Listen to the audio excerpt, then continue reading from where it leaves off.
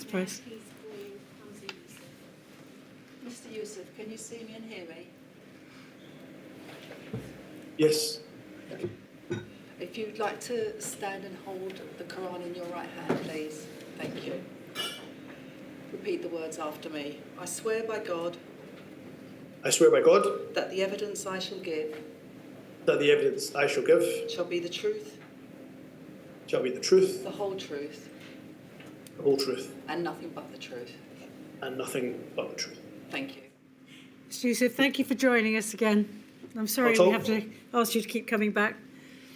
Ms. Price. Could you give us your full name, please, Mr. Yusuf?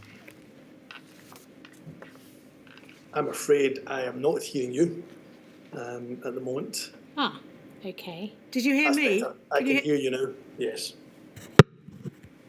Try again, Ms. Price. Could you give us your full name, please, Mr. Yusuf? Hamza Haroon Yusuf. You've prepared a witness statement for this module of the inquiry dated the 16th of August 2024, and the reference for that is INQ 30480774. I understand you're familiar with that and you have a copy with you, is that right? That's correct. Starting, please, with your role as Cabinet Secretary for Health and Social Care during the pandemic. You held this position between the 19th of May 2021 and the 28th of March 2023, is that right? Absolutely correct. And in that role, you held primary responsibility for the Health and Social Care Directorates and NHS Scotland. Correct. Whilst you were in that role, is it right that the health boards across Scotland were accountable to you? Correct. Although you had strategic rather than operational responsibility, the latter being the primary responsibility of the health boards. That's right. During your time as Cabinet Secretary, you worked closely with the health boards and local authorities to respond to the COVID-19 pandemic and to recover the healthcare system in Scotland. That's right. You refer at paragraph 13 of your statement to the powers conferred by the National Health Service Scotland Act 1978 upon Scottish ministers. The inquiry understands that your predecessor, Ms Freeman, put the NHS in Scotland on an emergency footing on the 17th of March 2020, which continued until the 30th of April 2022. Is that correct? That is correct. By the time you were appointed, what practical difference did this status make to your role? Well, can I first of all thank her leadership in the inquiry for allowing me to give evidence remotely. I'm very grateful to that, and I'm pleased to be back at the inquiry and hope that the responses I can give will give some insight into decisions that were made and the rationale for decisions that were made at the time. In terms of the answer to your question, you're absolutely correct. Of course, the NHS was already on emergency footing by the time I was the Cabinet Secretary for Health and Social Care. That meant that the NHS understood the severity of the emergency that was in front of us. And they also understood that any direction that was given by the Cabinet Secretary was then to be followed pretty much to the letter of that direction, and as it was in statute. In terms of the practical difference it made when I was Cabinet Secretary for Health and Social Care, I mean, it meant that the NHS, despite a change in Cabinet Secretary, still understood that we were in the emergency phase of the pandemic. And of course, that then means that priority is then given to emergency care, different to, of course, non-emergency elective care. And that also helped to inform the decision to then take the NHS off emergency footing as well. And of course, as Cabinet Secretary, the powers of direction were available to me as they were to my predecessor, although I didn't have any cause to use them at the time I was Cabinet Secretary. Mr. Yusuf, Tobias, the audio isn't great. It's okay, but if you could please speak as slowly and deliberately as possible. At the moment, I can follow because the stenographer, I think, is picking stuff up. But if you could speak slowly and deliberately, it might make the audio better. And I see you've moved in closer. Thank you. No, I will endeavour to do that, Your Ladyship. Thank you. It was your decision to take the NHS in Scotland off the emergency footing in April 2022. Can you explain why? Yes, I'm happy to. The emergency footing of the NHS was reviewed every 6 months, and it was due to end actually at the end of March, from my recollection, March 2022.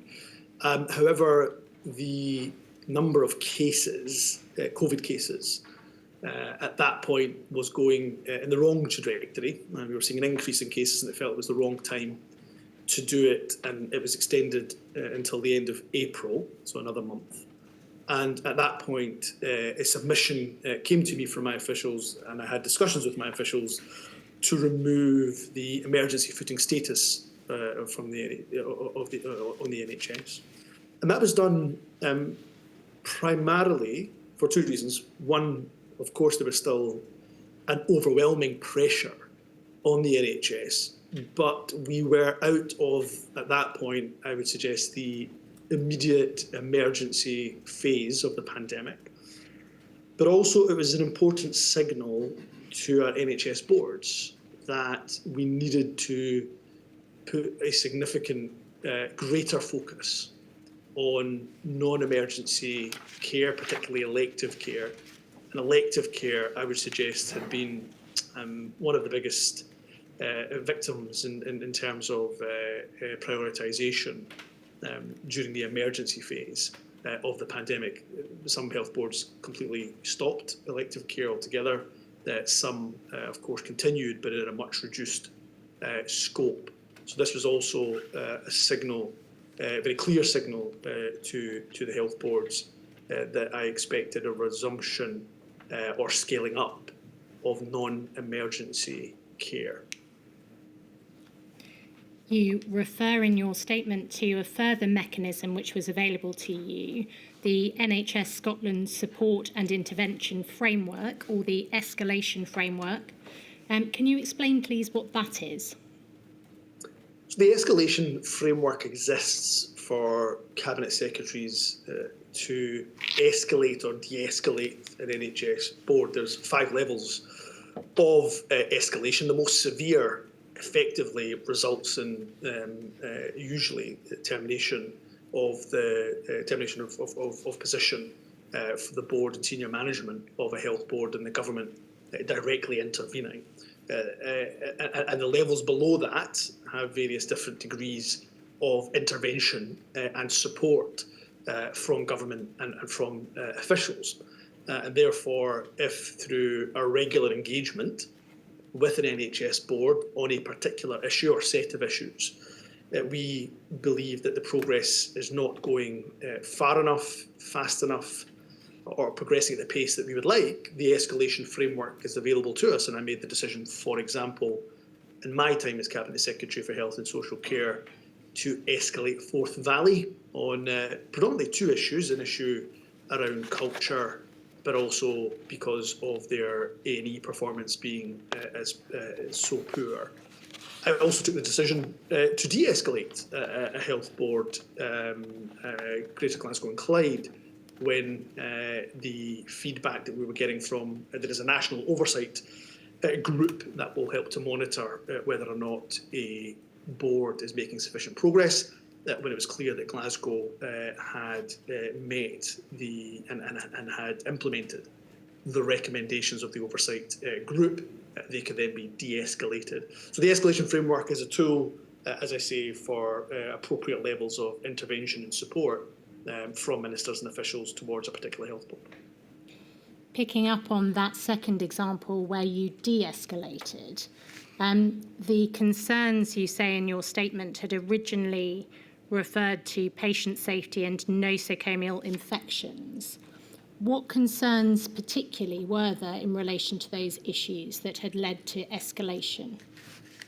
A range of well-publicised issues. There had been issues around infection into wards in a particularly very new hospital, the Queen Elizabeth Hospital in the south side of Glasgow, and there have been significant concerns of infection, including in wards where children had been as well. These were well publicised at the time, and my predecessor took the decision rightly to escalate Glasgow. There is also a public inquiry ongoing into some of these issues as well. But for me, the decision to de-escalate was taken when I was assured that the recommendations of the oversight group had been implemented, and therefore de-escalation was appropriate.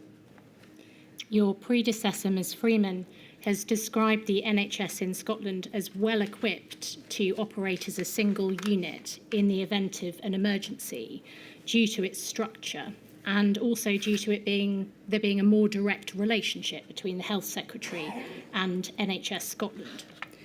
It was, however, the evidence of the Chief Medical Officer for Scotland to this module of the inquiry that a once for Scotland approach during the pandemic was made more difficult by the absence of a national entity with a role akin to that of NHS England in England to oversee the healthcare response. What is your view?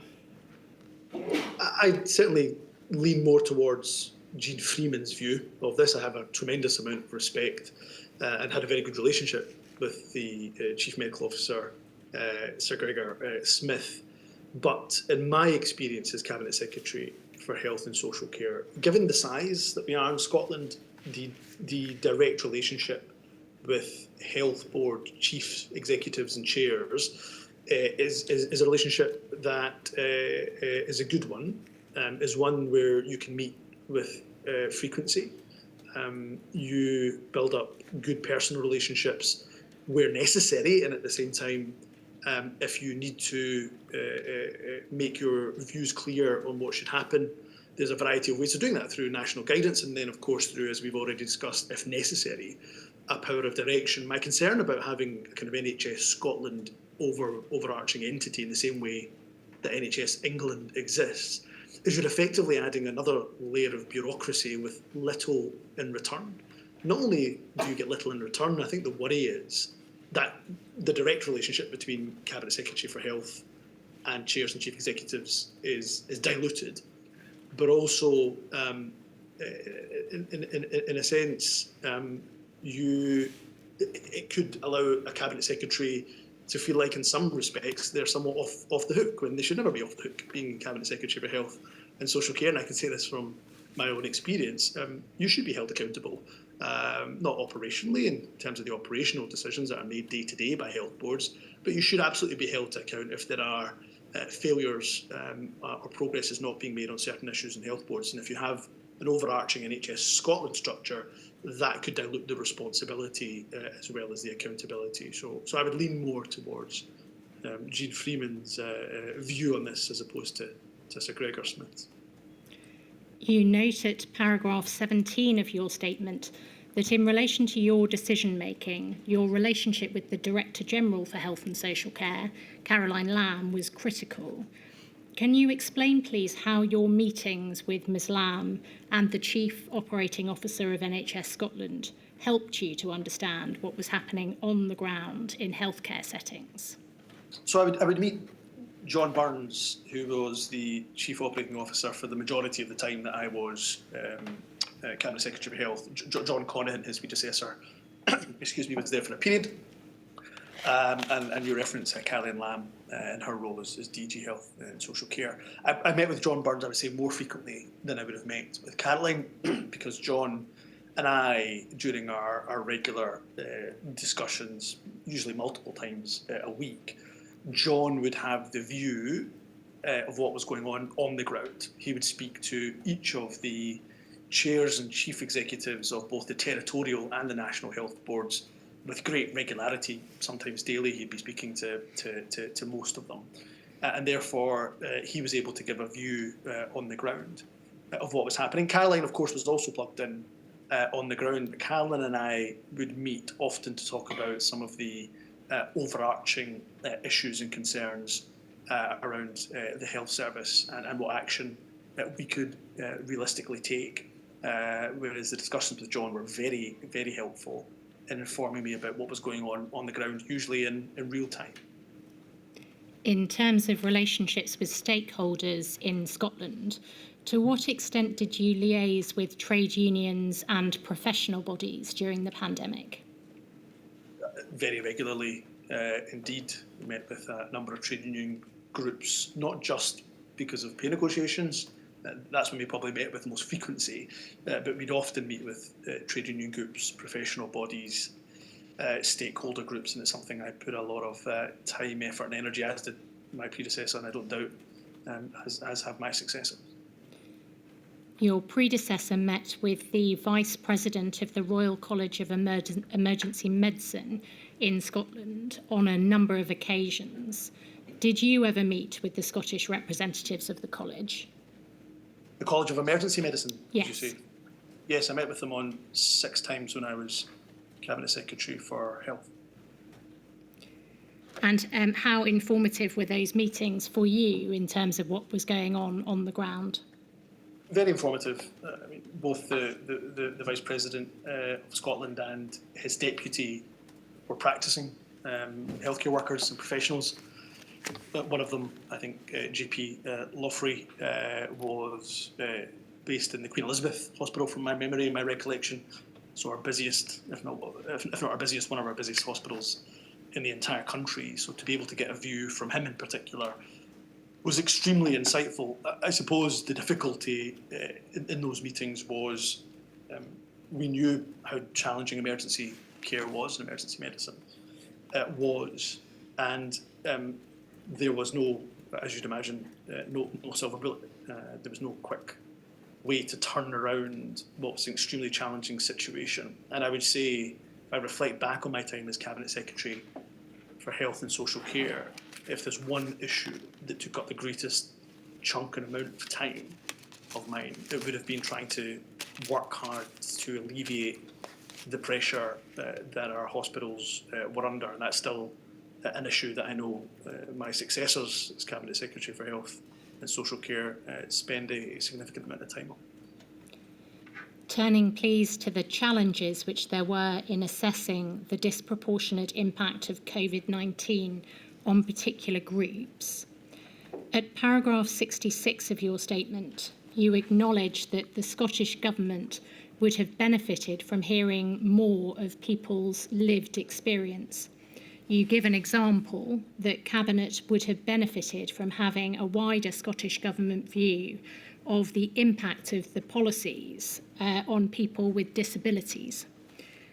What was the impact on healthcare decision-making and policy of not fully understanding the lived experience of people with disabilities and the impact of policies on them? I think from my point of view, there was often discussions in Cabinet about what any measures that we were to bringing forward to help to curb the effects of the virus, what impact that would have on people with vulnerabilities. Those vulnerabilities could be those that live in areas of higher deprivation. Those vulnerabilities could be people with a disability. But I have often benefited from Cabinet sessions that have been done where we bring people from the outside, from stakeholder representative organisations, those with lived experience, into Cabinet, usually as a kind of post-Cabinet session, so we'll do the formal business privately, and then post-Cabinet we'll set aside maybe 45 minutes, an hour, perhaps longer, to hear directly from people with lived experience. And from my recollection, I don't think we ever did that with people with disabilities during the pandemic, and of course we could have done that remotely as well. And we may well have benefited in terms of the impact. I know from my conversations with a number of disabled people organisations, and indeed those who have a disability themselves, they communicate to me that they often felt afraid that decisions that were made didn't fully understand the impact on them, particularly when we were opening back up, when we were removing NPIs, for example, non-pharmaceutical interventions. And while that was welcomed by a lot of people, I know that a lot of people with disabilities and their carers felt that that situation could make them even more vulnerable. We were always conscious of that, but I think hearing directly from disabled people in Cabinet, as a Cabinet, so all of us, whether you're the Finance Secretary, Health Secretary, Transport Secretary, Justice Secretary, all of us, hearing directly from those with lived experience could have helped to inform some of our decision making. You provide an example of a practical step which could have been taken to engage with people with disabilities in relation to healthcare decisions, namely a post-Cabinet discussion with organisations representing those with a disability. What practical difference do you think taking that step would have made? It's hard to say because I couldn't tell you exactly what it was a disabled persons organisation might say to us as a Cabinet at that particular time. And I do want to emphasise that every time we discussed our approach to tackling the virus, every time we considered an NPI and whether we were to remove a non-pharmaceutical intervention or indeed impose one, then a discussion about those with vulnerabilities was always had. And of course, appropriate EQIAs were done, equality impact assessments were done at the time. So it's really hard for me, in truth, to say whether or not that would have led to a different decision being made. But there's absolutely no doubting that nothing could have been lost. And I suspect much could have been gained from hearing directly as a Cabinet, because we all would have engaged, I think, in various different roles and portfolios. We may well have engaged. I would have, of course, engaged with disabled people's organisations as Cabinet Secretary for Health, but I think the whole of Cabinet hearing directly from those with disabilities, that could only have been to benefit. Were there any barriers to implementing that kind of step during the pandemic? What prevented it from happening? No, I don't think so. We could have done it remotely, for example. I think most of our Cabinet meetings during that period, as you imagine, were remote, so it could have been facilitated remotely. I think you are just so in the absolute thick of it, trying to act with as much urgency as you can, given the nature of the pandemic, and especially when there was spikes in cases, new variants. So there was no particular barriers. But also, I should say, the First Minister at the time, she rightly expected that Cabinet Secretaries would be engaging, particularly the Health and Social Care Cabinet Secretary and junior ministers would engage with disabled people's organisations and those with lived experience of being a disabled person. And that did happen. So that feedback was often given at Cabinet. But as I say, there would have only been benefit and certainly no harm done at all from hearing directly as a Cabinet from disabled people's organisations. In terms of the lived experience of those from minority ethnic communities, you refer at paragraph 65 of your statement to having met with the group Black and Ethnic Minority Infrastructure in Scotland's Ethnic Minority National Resilience Network. How did meeting with that group inform your understanding of the impact of COVID-19 in terms of health, in particular, on those they represented? Well, to state the obvious, I come from one of Scotland's ethnic minority communities, and a lot of my own friend circle, family circle, were certainly obviously feeding back their own experiences, but it would always be wrong for somebody to assume just because you come from that group, or I am an ethnic minority myself with ancestry from the subcontinent, to assume that that was every ethnic minority person's experience. Of course it wasn't.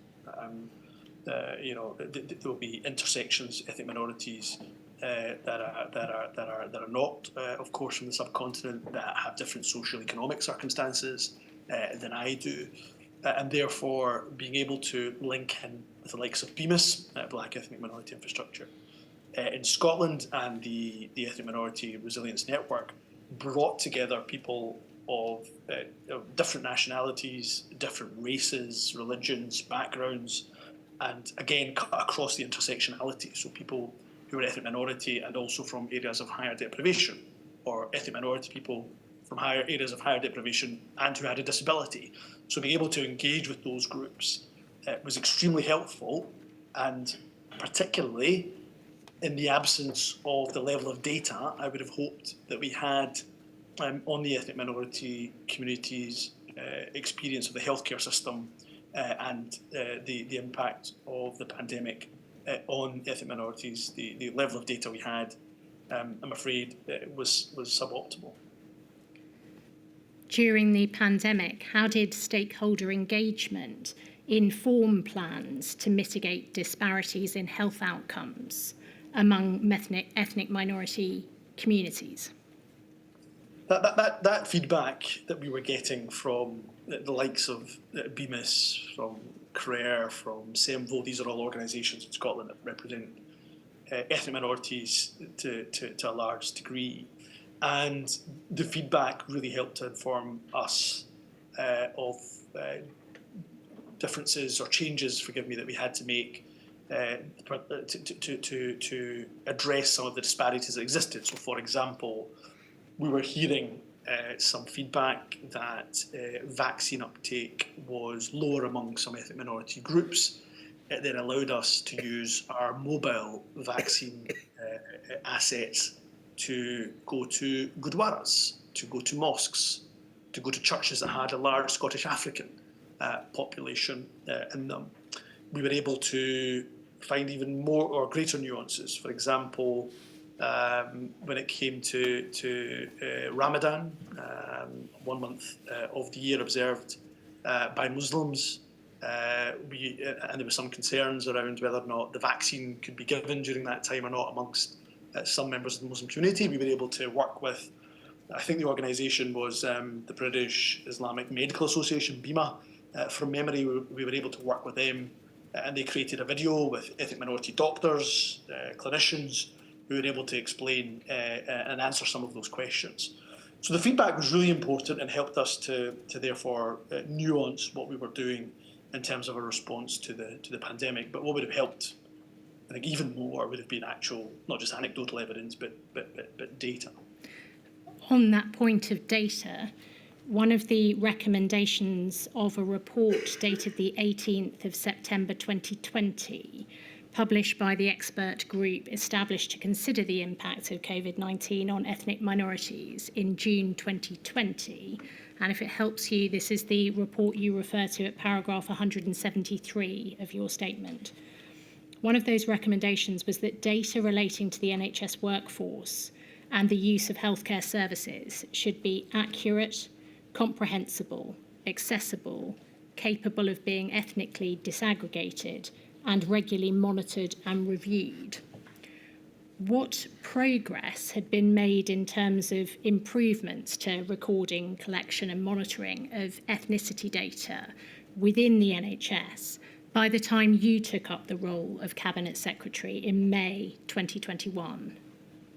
So some progress had been made. For example, ethnicity recording became mandatory for hospital admission data sets in February 2021. Now, if I just pause on that point, that's obviously progress, but that's almost a year into the pandemic, and only a year into the pandemic that we're finally getting ethnicity recording and data sets. And I think, I maybe stand to be corrected, but that level of data I think existed in some other parts of the UK, primarily in England. But there's some progress that was made. When I came in to role in May 2021, one of the areas or gaps that we had was the ethnicity question was still not asked when it came to vaccine uptake. Certainly no mandatory question was asked. So in the next iteration of the COVID vaccine programme in November 2021, a mandatory question on ethnicity was introduced, and people were asked their ethnicity at their appointment. Of course, people could refuse to answer the question if they so wished, but that then provided us with a really helpful data set on vaccine uptake. But it is painfully obvious to the government that the level of data that we have in relation to ethnic minorities in Scotland, not just across health, but across portfolios, is not where we want it to be, is not good enough, hence why the government agreed to establish the Anti-Racism Observatory to work across the public sector and across portfolios in government to say, well, where are the gaps and where do we have to make sure that we have much greater access to data that concerns ethnic minorities in Scotland, and not just rely on, for example, English data and say, well, look, we can just transpose that across Scotland. Better to have our own data. Were any further improvements to the recording, collection and monitoring of ethnicity data in the healthcare system introduced during your tenure? Well, I've referenced the vaccine uptake in terms of vaccine. I don't know if there was anything else in particular at that time. I would have to look back over my notes. I don't recall if anything further was done to the vaccine question that I referenced. More widely, in terms of data and monitoring, when you were Cabinet Secretary, was any department or organisation or directorate monitoring the deaths of healthcare workers from COVID-19? Forgive me, are you asking if it was monitored by ethnicity or overall? No, more widely, just simply the question of whether the deaths of healthcare workers from COVID-19, whether data was being collected and being looked at, monitored by any particular department or directorate or organisation, whether broken down by ethnicity or not. Certainly, I certainly wasn't broken down by ethnicity, and forgive me, I don't recall whether it was collected by healthcare worker. I certainly do remember reports coming in giving us detail of deaths of NHS workers, but I'm trying to struggle to remember whether that was done with any regularity or was ad hoc at the time. So forgive me, I cannot recall if it was done with regularity. I'd like to turn, please, to infection prevention and control and PPE issues. The recommendations made in the 18th of September 2020 expert group report, which we've just referred to in the context of ethnicity data, included a recommendation on fair work practices.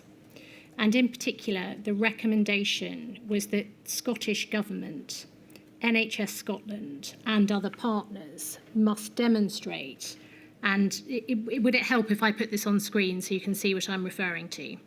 Yes, please. INQ 3024157.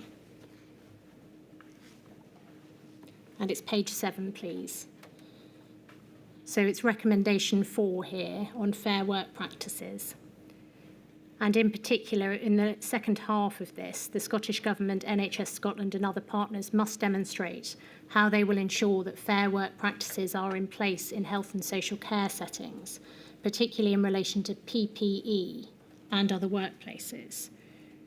Was this recommendation drawn to your attention when you took up the role of Cabinet Secretary? Yes, I was certainly aware of the recommendation, and it was important that we had in place particular guidance for Black, Asian and minority ethnic health and social care workers, which we did. We ended up having guidance that included that all minority ethnic staff with underlying health conditions and disabilities, or if they were over 70 or pregnant, they had to be individually or should be individually risk assessed. So I was aware, and also aware of the subsequent actions that were taken thereafter. And what did you understand the recommendation here relating to PPE to mean? Well, again, that risk assessment should absolutely include whether or not there should be adjustments made to additional PPE or different types of PPE, if that is what the risk assessment ends up resulting in. But it was really important that the impact of COVID and disproportionate impact on COVID on ethnic minorities, particularly in the health and social care space, was understood, and it was within the Scottish Government, and that resultant action was taken. You explain at paragraph 178 of your statement that you were made aware during the pandemic of issues with PPE, which affected some members of Scotland's minority ethnic communities. And in particular, you give the example of a Sikh healthcare worker who required bespoke PPE to accommodate his beard. How did you become aware of the issues you refer to in that paragraph? And what steps did you take to address them? Well, the individual concerned, without giving any kind of identifying markers, was a constituent of mine, and therefore came directly to me as the constituency member of the Scottish Parliament, although he worked in a different health board at the time. And he came with that particular issue and was working through it. And obviously, as his local member of the Scottish Parliament, I was able to also work on that case through the appropriate channels and where necessary. But I also have a number of friends and family who work in the NHS and worked in the NHS at the time, and there was other issues that were also raised with me. For example, for those that did require an FFP3 mask, which is obviously face fitted and tested, the challenges that some women who chose to wear the hijab experience sometimes with that face fit, and that was early on in the pandemic. I think those issues were very quickly ironed out. So sometimes these issues would come up anecdotally to me directly. Sometimes they would come in through the discussions that we had with BEMIS or other stakeholders that we've already touched upon. In relation to ill-fitting PPE, the inquiry has heard evidence that some women were affected by PPE fit issues as well. Were any Scotland-wide steps taken to address the range of PPE available for the range of healthcare workers in Scotland? Can I say that probably was dealt with by my predecessor in far greater detail?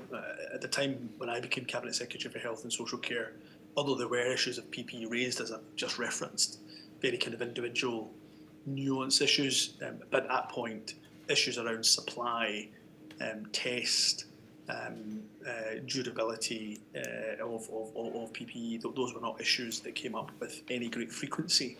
At the time I was Health Secretary, as I say, they were largely dealt with in the early days of the pandemic, and therefore by my predecessor. In terms of compliance with IPC measures, you refer at paragraph 182 of your statement to well-documented concerns in the early days of the pandemic that IPC measures could not be complied with in some older parts of the Scottish hospital estate. And again, this may be something that you consider was resolved before your time, but during your time, was inadequate ventilation in some hospitals a concern which continued to be raised? It would certainly have been raised because, of course, some of our hospital estate was older, and I think you have taken evidence from clinicians at the GRI, Glasgow Royal Infirmary, for example, and that was a very well publicised challenge at the time. But most of these challenges around the hospital estate, its infrastructure, the challenges around ventilation, for example, or bed spacing because of the limitations on space, these were issues that were largely aired again at the beginning of the pandemic. And certainly when greater understanding of the pandemic, of the virus, forgive me, and the nature of the spread and transmission of that virus as that began to evolve and our understanding evolved, then we were able to make adjustments at that point. But that was, I think, more of an issue in the earlier days of the pandemic. You refer at paragraph 183 of your statement to the difficult balance which had to be struck between maintaining robust IPC measures and the need to use every bit of hospital capacity you could. Did you receive reports during the pandemic of IPC measures not being complied with or varied, for example, by reducing bed spacing? because of stretched hospital capacity? There was, on occasion, a request for derogation from national guidance, and usually that derogation or that request for derogation was accepted because, as I say, the space, the infrastructure of some of our hospitals meant that very limited derogation was required. So there was occasion when that would happen, and there was a process whereby an NHS board would engage with my officials, the CNO, the Chief Nursing Officer usually, around any derogation, and if it was significant, of course, it'd be brought to my attention. If it's a relatively minor derogation, the Chief Nursing Officer would be delegated to make that decision. Was there any way of flagging up hospital capacity issues that might be causing the need to derogate from guidance so that they could be addressed at a national level? We received regular data. I received regular data sets from my officials on hospital occupancy. And, I mean specifically in the context of if someone had felt it necessary, a health board or a hospital, to change the IPC measures being applied or to vary them because of, for example, capacity issues. Was there a method through the application to derogate, if I can put it in that way, of raising a concern about the capacity aspect and addressing that? Yes, I mean, there would be that would be the nature of the conversation that undoubtedly took place between the Chief Nursing Officer, or indeed, if it was flagged to my attention, the focus of the discussion would be, well, why has this been done? So, for example, bed space being decreased due to lack of space. What has been done to address the capacity issues of that particular hospital or health board? And we'd have to be satisfied that all the appropriate measures were taken ahead of agreeing to any derogation that took place. It was my experience, most certainly, that hospital chief executives and their boards would not take such decisions to derogate from national guidance at all lightly, and usually every single possible avenue to avoid that would be taken, but sometimes it was simply necessary. In terms of PPE supply, what progress had been made with boosting domestic production of PPE by the time you became Cabinet Secretary? It was a very significant progress had been made, and credit goes to my predecessor, but also the minister at the time, Ivan McKee. He's still a minister in the government in a slightly different role, but the minister at the time, Ivan McKee, made significant progress in order to ensure there was a domestic manufacturing supply chain, so we wouldn't be so reliant on the pressures of a global supply chain in the future. So this was already, in fairness, well developed by the time I was Cabinet Secretary. You describe a range of reports and dashboards which you received, depending on the relevant time period, whether it was a report or a dashboard, which addressed stock levels and orders received from health boards. When pressures on hospitals and the ambulance service in Scotland increased from around September 2021 due to the Omicron variant, did you receive reports, whether formally or informally, of any PPE supply or access issues? Not as Omicron set in. I think by that point, the supply of PPE was adequate. There, no doubt, would have been the odd occasion where perhaps there was a disruption within the supply chain. Those were usually very localised and could be resolved very quickly given the amount of stock that we held at that point. More of the challenge around PPE when I was Cabinet Secretary for Health was, and I think I referenced this in my witness statement, a kind of ongoing discussion, particularly from trade union representatives around the greater availability and use of FFP3 masks, and some of the back and forward between the trade union organisations and indeed staff members and perhaps clinical advisors and clinical bodies that were there advising us on the use of FFP3 masks.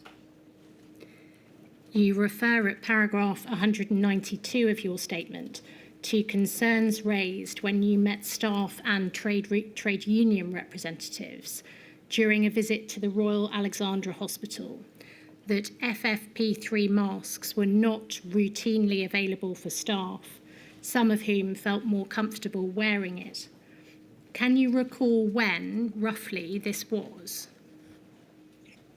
Forgive me, the visit to the Royal Alexandra Hospital, I don't recall exactly when it was, but I should say that was just one example of the issues that were being raised by trade union groups quite regularly by that point. So in kind of early 2022, even the end of 2021, to be honest, so the end of 2021 towards the beginning of 2022, the issue around FFP3 masks and having them more widely available, or even, as some groups wanted, mandated for health and social care workers, that was an issue that was brewing during that time. So the visit to the Royal Alexandra Hospital was just one example, but I have to say it was being communicated more regularly and quite publicly, I should say, by trade union groups and staff working with within the NHS.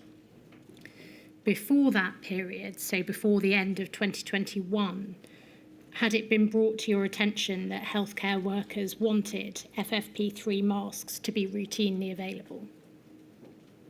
As in, how early on did you become aware of that debate? Yeah, I'm afraid I couldn't recall exactly when was the first time that it ever came to my attention. I should say, for all of those who understandably were proposing and advocating for greater availability and use of FFP3, there was also a number of healthcare workers who did not and were very vociferous in their opposition to FFP3 masks being mandatory, and therefore that's why we landed on the discretionary side of things. As you can imagine, I'm sure you'll recall seeing some of the bruise marks that a number of healthcare workers had across their faces and so on. Wearing FFP3, they are not comfortable for long periods of time, and therefore if the evidence, clinical advice was suggesting that they weren't required,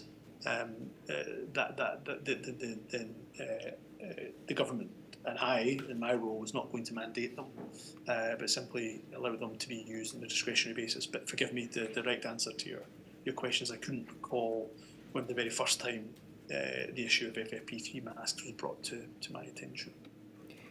Did you understand at the time that FFP3 masks were more protective than fluid-resistant surgical masks? Yes, I think that was well understood. Could we have on screen, please, page 43 of INQ 30480774? And at paragraph 187, you say, during my time as Cabinet Secretary, there was some lobbying by opposition parties, trade unions, including the BMA, staff side, the media, Fresh Air, an NHS lobby group, healthcare workers and infection prevention and control specialists to change from using fluid-resistant surgical masks to FFP3 respirators in light of emerging COVID-19 variants. I requested an evidence paper on the topic on the 13th of January 2022, given the concerns voiced by trade unions and professional organisations about the psychological safety of their members in relation to not being permitted to wear an FFP3 rather than an FRSM in settings where they were not performing aerosol-generating procedures on patients. You go on, in light of that evidence paper and further to discussions with stakeholders, discretionary access to FFP3 masks was introduced on the 19th of April 2022, not as an IPC measure per se, but to improve the confidence and well-being of health and social care staff. Discretionary access guidance, and you've exhibited that. discretionary access was based on healthcare worker preference, is that right? Yes. Why did you decide, as a matter of policy, that there should be such discretionary access?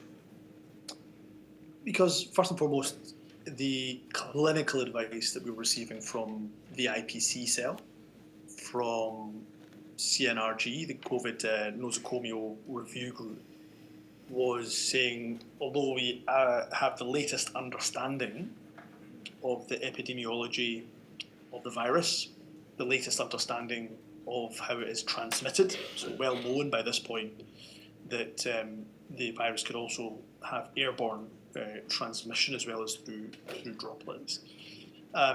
That even in light of all of that evidence and our latest understanding, the advice was not to make FFP3 masks discretionary. However, there was, as I referenced in the statement and as you have just exhibited on screen, a number of those who represent staffing groups within the NHS, well-respected professional bodies, RCN, BMA, a number of colleagues in Parliament now saying that they were hearing directly from staff that they would like access to FFP3. Not all staff. I've already mentioned that a number of staff did not want to wear FFP3 masks and did not think that they were necessary or needed. And therefore, if it helped a healthcare worker have confidence to go into their workplace by having access to FFP3, then it certainly, in my view, didn't do any harm to give that discretionary access, particularly when, frankly, we needed every single healthcare worker that was able to work in work and performing to the best of their abilities, which I'm pleased our healthcare workers did and continue to do right to this day. This was not an IPC measure per se, but a step taken to improve the confidence and well-being of staff. So it wasn't led by the science or the transmission, the epidemiology when it came to transmission per se. Do you think that this policy should have been introduced sooner, whether by you or your predecessor? As I say, it was an issue that largely came to light in my time as Health Secretary towards the end of 2021. Certainly, it may well have been raised prior to that, but the head of steam around the issue, the momentum around the issue, really came to a head towards the end of 2021 and the beginning of 2022. I couldn't at all speak for my predecessor on whether this was raised with her with great regularity or not, but it certainly, although it may have been raised, as I say, the momentum behind the campaign to have FFP3 masks in healthcare really took a different, it had a lot of momentum towards the end of 2021 and beginning of 2022, and hence why the decision was taken first to get an evidence paper and then ultimately ministerial decision to allow discretionary access was taken. Turning please to hospital capacity issues and the response to that, and starting with the question of what information was available to you at the time to help you respond to capacity issues. You've already referred to some of the data on occupancy which you received, and you refer in your statements to reports you received as part of your daily COVID-19 data briefings. Could we have on screen, please, INQ 303725996? This is a spreadsheet and it's dated the 29th of December 2020. And I'd just like to check whether this was still the type of report that was being produced for the Cabinet Secretary for Scottish Government relating to bed occupancy when you were Cabinet Secretary. Forgive me, it's not appearing on my full screen, but I do think I know the document. I think I have a hard copy of it here, and if it's a spreadsheet. I can describe it. It's the spreadsheet which provides for each hospital, grouped by health board and network, a number of things. So there are figures for the day and the previous day, providing empty, full and closed beds, the number of patients at each level of care, and the number of suspected and positive COVID cases. Is that the report you're thinking of in your hard copy papers? Yes, and that data available, regularly available to Scottish Government. You explain in your statement that the daily reports did not explicitly flag breaches of baseline capacity, and we can see that from this spreadsheet. There are no figures for bed occupancy as a percentage of baseline or surge capacity, and the report doesn't give any information about whether ICU staffing ratios were being maintained, whether at all or to recommended standards. How easy did you find it, at a glance from the reports you received, to understand how well hospitals were coping with demand? First of all, if there was just to be clear, if there was a breach in baseline capacity, so not surge capacity, a breach of baseline capacity of ICU beds, then I was notified, and it only happened on one occasion from my recollection. If I can just stop you there a second to be clear what we're talking about. That's national baseline capacity that you're referring to, is it? No. If there was a breach in baseline capacity of a particular health board, but I was also very clear that the work done, in fairness, by my predecessor and was being done by the Scottish Government meant that there was adequate surge capacity of ICU beds, and therefore protocols were in place that should there be a breach of the baseline, then there would be measures in place to increase ICU beds should that ever be required. Just being clear about the one occasion you say that baseline capacity was breached. We can bring it up on screen if you like, but one of the SIGSAG reports, I think the Public Health Scotland statement containing a graph, breaks things down by network, so by north and east and west. And it appears from that, at least, that individual health boards, or individual networks did experience a breach of baseline capacity on more than one occasion. Is that your understanding, that the one occasion relates to a national baseline as opposed to any particular network or any particular health board? Yes, that's my understanding. Okay.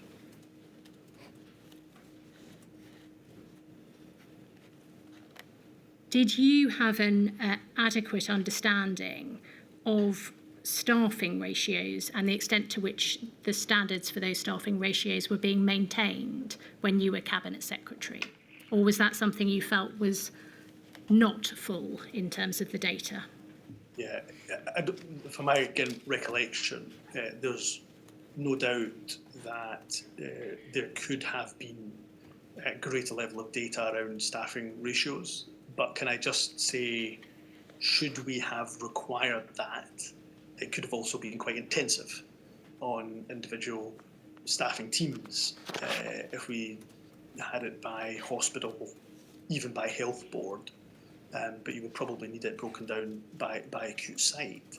It would be quite onerous, I think, at a time where we couldn't afford to place an additional burden, because ultimately it was well understood by me as Cabinet Secretary for Health and Social Care that we were having significant capacity issues within our hospitals, and therefore we were told with regularity, particularly from the likes of the RCN, the Royal College of Nursing, that the staffing ratios were far lower than they should be. There was not enough staff to patients as there should be, and it's one of the reasons that the RCN in particular pushed me very hard for a timetable for the implementation of the Health and Care Staffing Act, to which I eventually agreed with them to a timetable.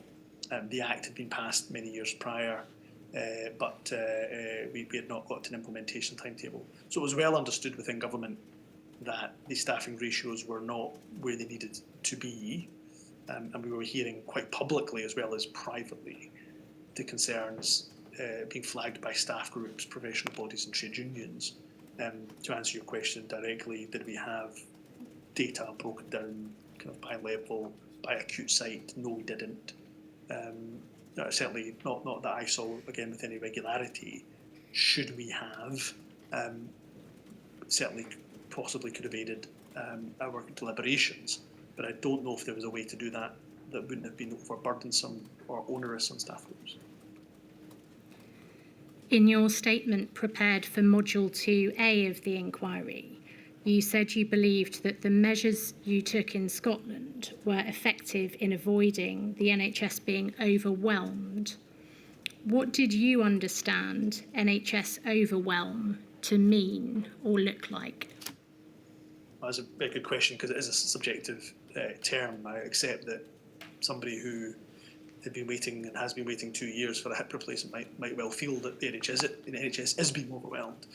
But essentially, the reason why I made that statement, and stand by it, is that the NHS at a time of extreme pressure was able to focus and deliver a adequate level of emergency care. Now, that doesn't mean that there wasn't an impact. There clearly was, particularly on elective care. There was for a period on cancer screening, for example, as well. But the NHS, and this is thanks to, of course, the NHS staff, that they were able to step up, work their absolute socks off to ensure that people received an adequate level of emergency care. So even with a pandemic, we're able to provide that service and stop the NHS from completely collapsing or being overwhelmed.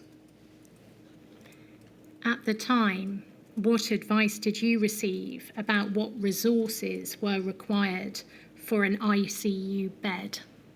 Because, of course, it's not just the bed itself. No, indeed, it's the staff that required. So obviously, any advice around ICU beds would have made the point that it required specially trained ICU staff. I should say that on this issue of ICU beds, it was not an issue that was raised, again, with great regularity. There were protocols in place in terms of going from baseline to surge capacity if required. And if I think back to all of the very legitimate questions that members of Parliament asked me weekly, if not multiple times a week, most of those issues concentrated on emergency care, in terms of people waiting too long in A&E, for example. They focused on delayed discharge and high levels of delayed discharge and the resumption of elective care and people waiting too long on waiting lists while that happened. ICU capacity was rarely an issue of questioning from members of Parliament, and I don't have scope to recall all of the correspondence that came to me, of course, but was not a theme that was raised regularly in correspondence either. In terms of a particular crunch point when you were Cabinet Secretary, is it right that the hospitals in Scotland were under particular pressure after September 2021, with in particular the effects of the Omicron variant? Yes, that's correct. It was one of the biggest points of pressure, I think, when I was Cabinet Secretary for Health and Social Care. And thinking about that time in particular, did you fully appreciate that when baseline capacity was breached, even if surge capacity was technically not, this had consequences for the quality of care patients were receiving, at least potentially? Well, without a doubt, the Royal College of Emergency Medicine has some reports on this issue in terms of people waiting longer than they should for emergency care, what the resultant impacts are of that, and very serious impacts of that could be. And of course, we also knew from meeting with specialists in orthopaedics, for example, the detrimental impact of not resuming fully or elective care was having on those that they cared for. The deconditioning, for example, that was taking place. So there's no doubt at all in my mind, and certainly not in the government's, that the increased challenge in capacity and occupancy within our hospitals is undoubtedly having a detrimental impact. on members of the public, and it's why, as I think I referenced earlier on during my contribution, that the biggest portion of my time, if any issue dominated my time as Cabinet Secretary for Health and Social Care, it would have been trying to alleviate the pressure that our acute sites were under. And in that particular period of pressure, from September 2021, what steps were taken to mitigate the pressures on the hospitals in Scotland? Quite a number of steps, both from the front door and the back door of the hospital estate. But I suppose first and foremost, when Omicron became a variant of concern, when we were concerned about its transmissibility, its possible immune escape, and we were still learning about Omicron and its characteristics, the number one defence against it and against our hospitals being completely overwhelmed was, of course, the vaccine programme. And therefore, I was leading our vaccine programme, winter programme, and we had the Boosted by the Bells campaign to have as many people boosted with the vaccine before the Hogmanay bells, before the bells for New Year. And although we didn't quite meet our 80% target, we had record numbers of vaccinations delivered at one point. I think, according to the world data, being the second fastest vaccine programme in the world at one point. So we have the vaccine programme is the first line of defence to stop our NHS from being completely overwhelmed. There's also significant efforts made on messaging around the other avenues people could go to as opposed to emergency services at acute sites. For example, ensuring that people knew that NHS 24 was available, that their GP was still available, that Pharmacy First was available, and all these other avenues before going to an acute site. And we made sure we raised the level of that messaging when Omicron hit. There was also a number of conversations at that point that were taking place with then increasing frequency around alleviating pressures in the back door. So trying to get those who were ready for discharge, didn't have to clinically, for any clinical reason, be in our hospitals, to get them out of the back door. And that involved quite intense discussions with particular health and social care partnerships to find out where there was any availability, staffed beds in social care, where we could help to alleviate the pressure from hospitals. So a number of actions were taken, but there's no doubt at all that the winter of 21-22 was probably one of the most difficult winters that our NHS has ever faced in its over 7 decades of existence. My lady, would that be an appropriate moment for the afternoon break? Yes, certainly. I shall return at 25 past. All right.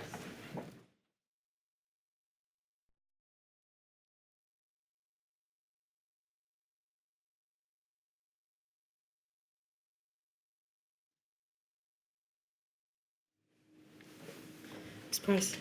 Thank you, my lady. I'd like to come, please, to hospital visiting policy in Scotland. You explain at paragraph 200 of your statement that between May 2021 and June 2022, official guidance on hospital visiting from the Scottish Government recommended that visiting restrictions should vary in accordance with local levels according to a route map. Can you explain, please, the rationale behind this change? Yes, I think it was to allow for local variation where there was good epidemiological reason to do so. So it would make little sense for Orkney and the population of Orkney to have the level of severe restriction around hospital visiting policy if the R number was low, the number of cases was low in comparison to, for example, Glasgow. So the change allowed that local variation and local nuance. Were decisions about visiting taken at a local level on a person-by-person basis, or was it instead that it was taken at a local health board level and to be applied across the board?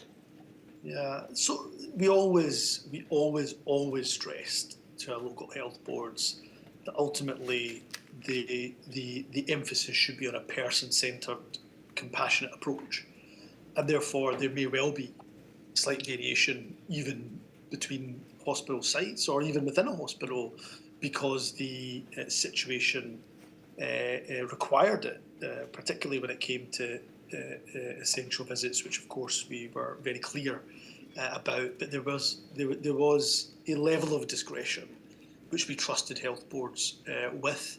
There was obviously even within the official guidance, there was broad parameters that were set out in the local levels in the route map, and as I say, some broad parameters set out for each level in the guidance. But we did emphasise a local approach, flexible approach, and a person-centred, compassionate approach. How was learning from national visiting policy and guidance from the early stages of the pandemic? So, for example, learning about the harm which might have been caused where women and pregnant people were not permitted to have a partner attending maternity services, for example. How was that captured once visiting restrictions were left more to local health boards? Well, in terms of the learning, it was very clear from a number of circumstances, and you've referenced maternity. I would also mention perhaps neonatal visiting policy at the time, that there was some very considerable hurt, anxiety and anger towards the initial visiting policy, and that was understood by government, and therefore changes were made to be, especially around essential services, and of course neonatal and maternity would fit into those essential visits, forgive me. And then when it came to the route map and the various levels therein, that hopefully captured, I think it did adequately capture that learning. And if I go back, and it's not an absolute test or litmus test, and certainly not an exact measure, but if I go back to issues that were raised with me regularly in correspondence or by members of the opposition, or indeed by members of the press corps, hospital visiting policy dropped further and further down the agenda, and that to me suggests, again, it's not an exact litmus test at all, but it certainly suggests that the policy we had in place was working adequately for most. I suspect not necessarily everybody. Turning please to long COVID, what were you told about the state of knowledge in relation to long COVID when you became Cabinet Secretary in May 2021? Long COVID was still a condition that we were learning about. I would suggest it's still a condition we are learning about. And therefore, the clinical advice that I was given was that, first and foremost, always prefaced with Cabinet Secretary, this is still, we're still evolving our understanding of long COVID. And that's not just true of Scotland or the United Kingdom, but globally, we're still learning about the long-term effects of COVID. So that was always the starting point from clinicians. I think that was a very fair starting point from them. There was clearly a range of symptoms. Those symptoms could range, well many, but could range often, or were often presented with issues around fatigue, often issues that could affect diet, often issues that could present similar to other conditions such as ME, for example. So a range of symptoms associated. When I first became Cabinet Secretary, there was also some evolution of our understanding as well. And I should, if I give one example of that, it would be in terms of the impact of the long-term effects of COVID on children. And I must, at this stage, pay tribute to organisations like Long COVID Families, but also Long COVID Kids. I think they did a remarkable job raising the issue of awareness of long COVID and the impacts on children. And fair to say, they had frustration, and I suspect maybe continue to have a level of frustration at the level of service being provided. But my understanding was that this was still very much, our understanding of long COVID was evolving, and presented with a range of symptoms, and I'm afraid without any direct cure or treatment for long COVID. What prompted the mapping exercise, which was conducted in July 2021 by NHS NSS, to identify how NHS boards were supporting people with long COVID? Well, essentially, I wanted to ensure that we had some. We understood as a government nationally where there were gaps in services, what services were being provided, and that would help to identify what funding and resource we could allocate towards the treatment of long COVID, but also where that money should be focused. Because it's only through doing that mapping exercise and a kind of gap analysis, I suppose, do we truly understand where there are deficiencies in the services being provided. You decided in September 2021 to create a £10 million long COVID fund. Was this decision informed by the results of the mapping exercise? It would have been a range of measures that would have helped to inform that. Certainly, the mapping exercise would have been a part of it, and it may even have been interim results from that mapping exercise. But also, it was very clear to me from all of the conversations with those who were experiencing long COVID, and I have family members who still suffer the impacts of the long-term effects of COVID, that there was not a consistency of service being provided across, actually even within the health board area sometimes, certainly between health board area. And the purpose of the funding was to give health boards additional financial resource to support local services in supporting those with long COVID, is that right? Yes. Is it right that health boards had to apply for funding from that fund? That's correct. It was March 2022 before they were instructed to conduct a gap analysis exercise and submit an application based on that, is that right? That's right. Why was it that it took until March 2022 for health boards to be invited to conduct that exercise and to apply? I think that's a fair question to ask, and if I was looking back as a lesson learned, it is perhaps a question to whether we could have invited territorial boards to submit that gap analysis quicker. But of course, as the inquiry knows very well, we were under considerable pressure with new waves of the virus causing real challenges. And of course, in the period before March 2022, February, January, December, November 21, still very much within the winter pressures. And I think I've already stated in my contribution, up until that point, I think winter 21-22 was the most difficult winter the NHS has ever experienced in its existence. So there was already huge amounts of pressure to then have to do a gap analysis and then submit those gap analysis. So the gap analysis were submitted in March 22, but were of course take a considerable period of time to do properly. The winter pressures were undoubtedly one of the reasons why they took as long as they did. But I have to say I accept perhaps an implied criticism, certainly a criticism from I know organisations that represent long COVID, those with long COVID, that perhaps that should have been done at a quicker pace. The health boards had funding allocations confirmed on the 19th of May 2022. So is it right that that was the point at which they would have actually got the funding that they applied for? Yes, that would have been the time.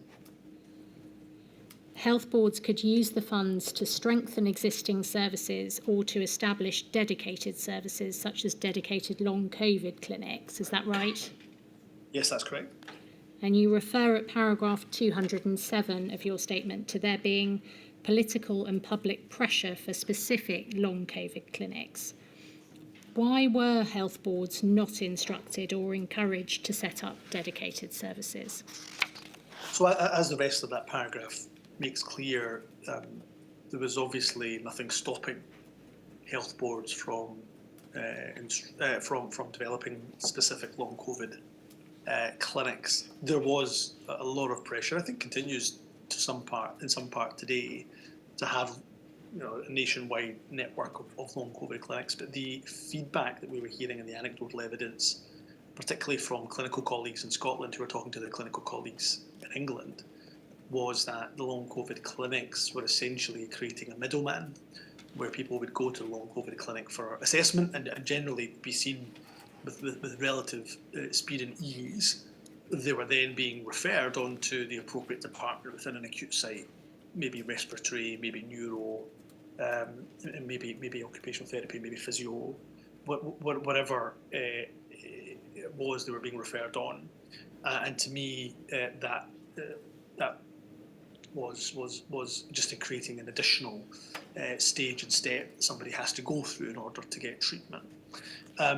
That being said, we never once gave neither an instruction nor, I would hope, the impression that if a health board wanted to create a long COVID clinic, then they were instructed not to. That was never the case. They were never instructed not to do that. The long COVID clinic model now in England, I've noted in recent times, a number of those long COVID clinics have now completely closed and no longer taking referrals or assessments.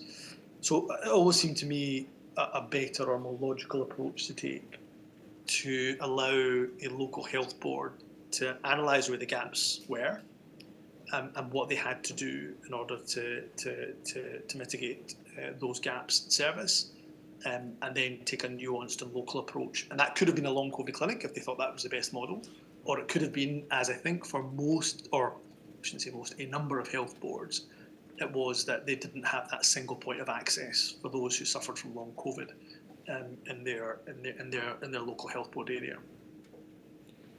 You refer in your statement to an aim of the funding being to ensure there was no postcode lottery.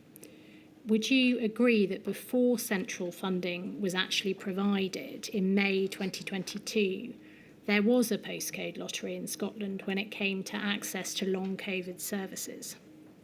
Yes, I would accept that. And I would accept to this day that there is still feedback from those with long COVID that they feel that there still is not as consistent a level of service as they would like to see.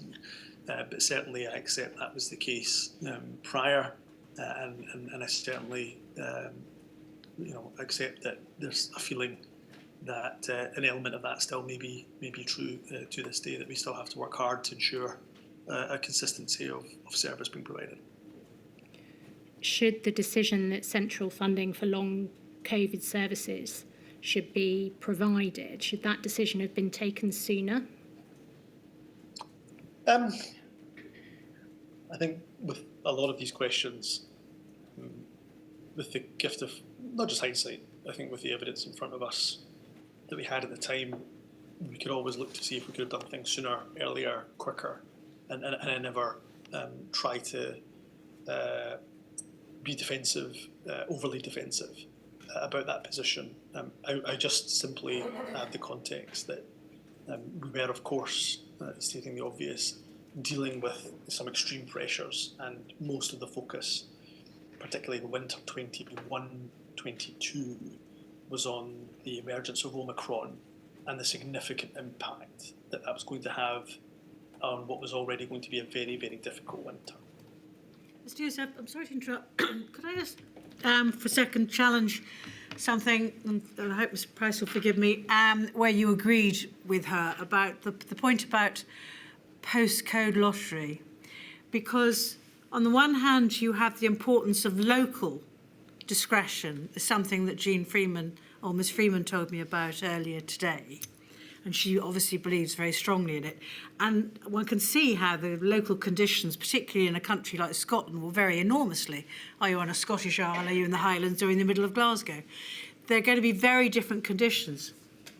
And so I just wanted to challenge your agreement that it would be a good thing to get rid of postcode lottery when local conditions are going to vary enormously and it may not suit a local health board to have something as specific as a long COVID. I just wanted to get your thoughts on that. Yes, I'm happy to give my thoughts on that. So I am much aligned with Jean that I believe, Jean Freeman, that I believe that as much as possible we should allow local nuances in terms of the healthcare that's provided, and we do that to great effect. There are many examples, and I won't give because of time, but there's many examples I could give of that local nuance suiting its local population, as you say, remote, rural, and island communities in comparison to urban health boards. The difficulty, I think, in challenge is that you'd expect consistently and nationally a minimum standard. And the feedback we were getting from those who suffer the long-term effects of COVID was, look, that minimum standard of having, for example, a point of contact at the very minimum. We should have a point of contact per health board. We were getting feedback to say, look, we don't even know where to go. We present to the GP, and the GP says you have a range of symptoms, and here's 3 referrals to 3 different specialisms and 3 different departments, which is what would have made life better nationally across the picture, was having 1 point of contact. Now, at that 1 point of contact in Orkney, or 1 point of contact in Glasgow, at least you have a single point of contact. What happens thereafter should be absolutely determined by local nuances. So I hope that helps. Yes, it does. Thank you. Thank you, my lady. At paragraph 229 of your statement, you set out the lessons you have taken from the Scottish response to long COVID, and they relate in the main to communication. Could you explain, please, what you think, on reflection, should have been done in relation to communication? Yeah, so that communication is both national and local. So on a national level, we were doing a lot behind the scenes. So we've already, in this exchange, spoken about the mapping exercise. We've spoken about the gap analysis. These are all things that are done relatively behind the scenes. They're not communicated necessarily very publicly. They may not necessarily always be of the greatest interest to people. But what I think, because you had this gap of public communication and what we were doing, I think the message to those who are suffering the long-term effects of COVID was that the government wasn't taking action when we were, and health boards weren't taking action, but we were. And we could have been much more proactive in our communication. Because I do remember speaking to somebody who suffers the long-term effects of COVID. She still does to this day. And, excuse me, I was explaining to her what we were doing. And she said to me, all of that makes sense. Why are you not telling us? And why are you not telling people? So I thought there was a national piece of communication. Locally, the communication, there were some health boards who did have single points of contact, for example, or did have some services running. That could have been communicated better. And I don't know if some of that was fear of being overwhelmed as a service, for example, or simply because of the other pressures that health board would have been under, for example, during the winter of 21-2022. But all of this, both nationally and locally, I heard from those with long COVID and the representative organisations in Scotland that led to the impression that not enough was being done and that we were being far too passive when it came to the issue of long COVID, which was not the case, but certainly the impression that was being given because we weren't communicating all of what we were doing adequately. Coming, please, to primary care. In November 2021, you announced a £17 million investment in GP surgeries. And you say at paragraph 110 that it was hoped that this would help with accessibility issues for those with disabilities. What were these issues, and how and when were they brought to your attention? So there was issues that were raised around accessibility when we would meet with disabled people's organisations, for example, and forgive me if I can't recall the exact date on when those conversations took place, but those accessibility issues would often centre around the fact that GP surgeries were often in relatively small spaces. They were in local communities, which meant they were often in quite tight residential areas, and therefore, when it came to infection prevention and control measures, particularly distancing and spacing, that created some accessibility issues, capacity issues. And for example, if you had to move surgery rooms to an upstairs in a building where there was no lifts because you had to use the downstairs for additional waiting rooms because of that IPC control, then that created some issues around accessibility for those in a wheelchair, for example. There was also accessibility issues in relation to those who are perhaps less confident of using digital methods, such as Near Me, the video service that was used for video appointments with the NHS and with general practice. And there was just those who didn't want or didn't feel confident in terms of telephone consultations as well. And there was some issues with GPs' telephony services, and therefore some of the funding we provided was to upgrade the telephony services. So the accessibility issues could range from physical accessibility issues right the way through to, as I say, issues around digital and telephone accessibility. And did that investments and those measures improve matters in relation to accessibility issues? I think they certainly helped. It was an issue of regular concern, and I've referenced the kind of litmus test, unscientific I accept, but the litmus test of what was raised with me and what wasn't raised with me by members of the public at correspondence. GP access was probably, if not the issue, one of the issues that was raised with me with incredible frequency and regularity by members of Parliament and correspondence from members of the public. So although these measures undoubtedly helped, and eventually we got to a place where we have a dashboard, and I think I'm sure it exists to this day, or forgive me if it's a dashboard or regularly published statistics around access to primary care, to GP services by telephone, by in-person appointments, and so on. And you can see as the months and years have gone on, that kind of steady improvement. So I think it certainly will have helped, but it was certainly an issue at the time of great concern amongst a great number of people. You refer at paragraph 157 to significant investment which was made in general practice during your tenure as Cabinet Secretary. Did the need for this reflect an underfunding of general practice prior to the pandemic?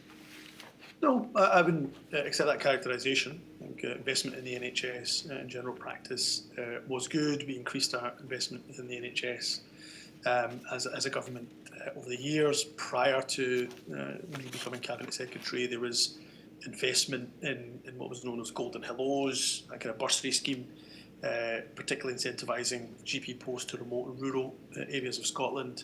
Again, before my time, investment in the ScotGem programme, 4-year graduate entry medical programme as well for those who were interested in becoming generalists within the NHS with a focus on rural medicine. And there was continued focus and investment in GP direct funding to GPs as well. But what we were dealing with virtually overnight is a situation where our GPs, because of the IPC controls in place, because of the nature of the work that GPs do, a very difficult situation where people are, and because of the pressure on our acute sites, a very difficult position where people are really struggling. I felt they were struggling to get face-to-face appointments with their GPs, which many people still wanted. So this investment was a recognition of that challenge and trying to work collaboratively with GPs as opposed to necessarily targeting them publicly, which was done, I know, by other governments. We tried where we could work collaboratively, though I must confess there was no doubt tensions at times.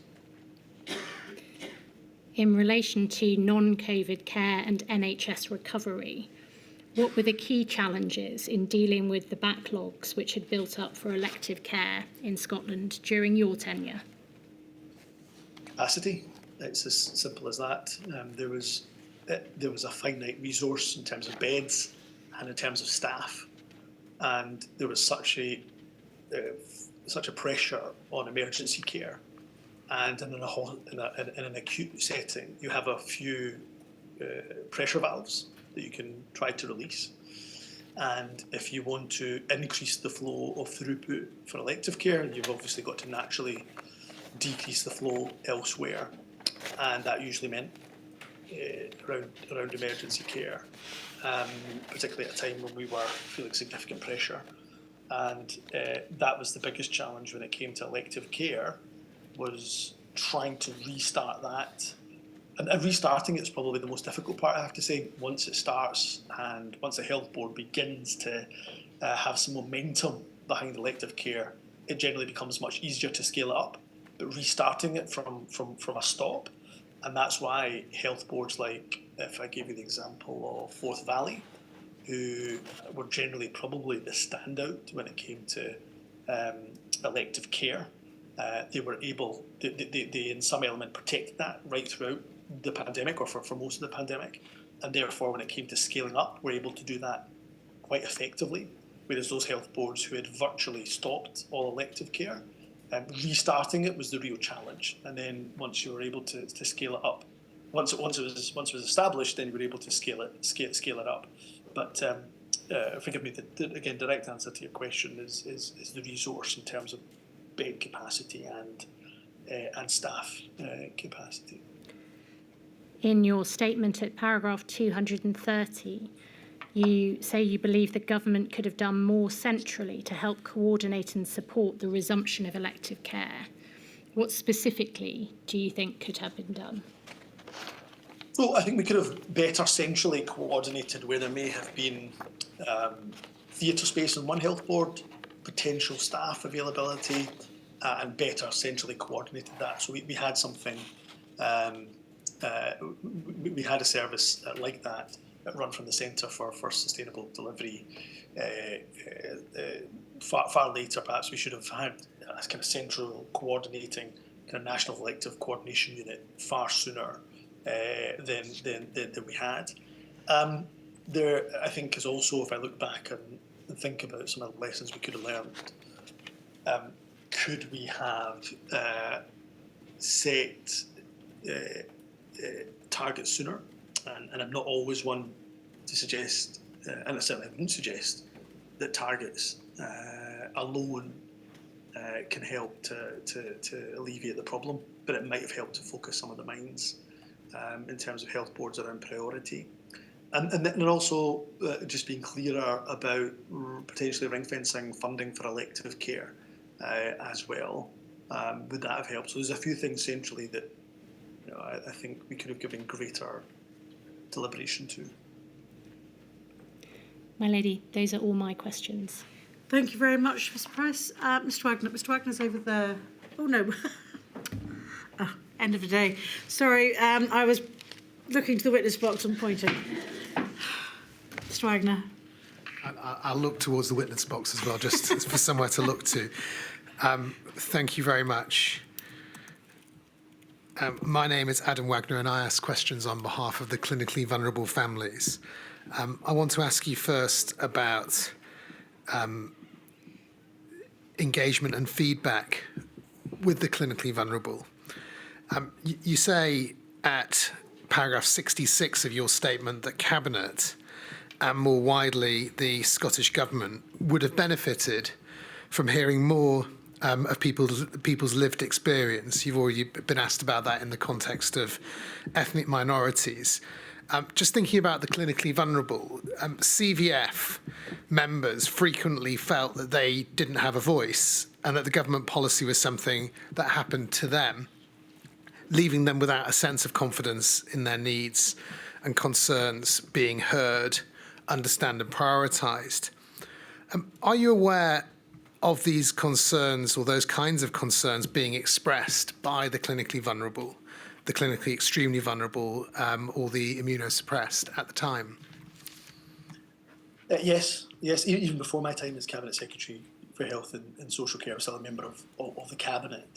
And you would meet people who were clinically vulnerable, immunosuppressed. You would meet their carers as well. And the message coming back from a number of them was they felt that often when it came to questions about reopening society, removing NPIs, that they felt that their health was not given enough consideration. We obviously tried to do our best to give them assurances, but that was often a criticism from clinically vulnerable families and indeed their carers that we were alive to. And picking up on that and looking to the future, what systems, in your view, need to be put in place to make sure that clinically vulnerable people, some of whom don't have a disability, so wouldn't necessarily be represented by established disability rights organisations, might not come under the Equality Act? How can we make sure they can engage with government in relation to the issues that continue to affect them? For example, accessing healthcare safely. I think there's a couple of ways to do it. First and foremost, I think in government we've got to, of course, this is said often, but we need to get away from working within our silos. So it may be that the Health Secretary or the Social Justice Secretary will often meet with clinically vulnerable people, not just the representative organisations, but clinically vulnerable people throughout the course of the visits that they do and the engagement that they have. But the whole of government could benefit from those conversations. And that's why one of my suggestions is that that's regularly incorporated, not just in the midst of a pandemic, but perhaps regularly incorporated into post-cabinet sessions in government. And when I was First Minister, certainly, we had some post-cabinet sessions with people with lived experience, not in relation to clinically vulnerable families, but on other demographics within society. And they've always been greatly valuable, not just to the Cabinet Secretary that may have direct responsibility, but actually all of us who usually in one way or another had indirect responsibility.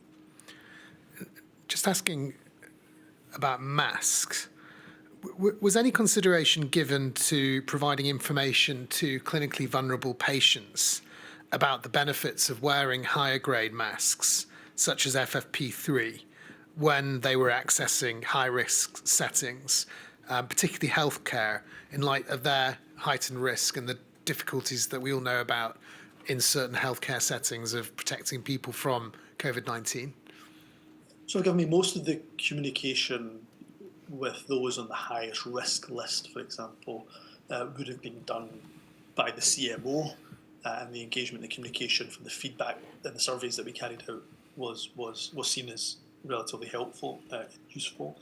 Whether there was a precise communication from the CMO about higher grade masks in healthcare settings, I couldn't tell you with absolute certainty, but certainly our own communication around wearing of masks, particularly in relation to anybody engaging with those who may be clinically vulnerable, was a message that we disseminated often. I can think of the former First Minister herself making that point during daily briefings.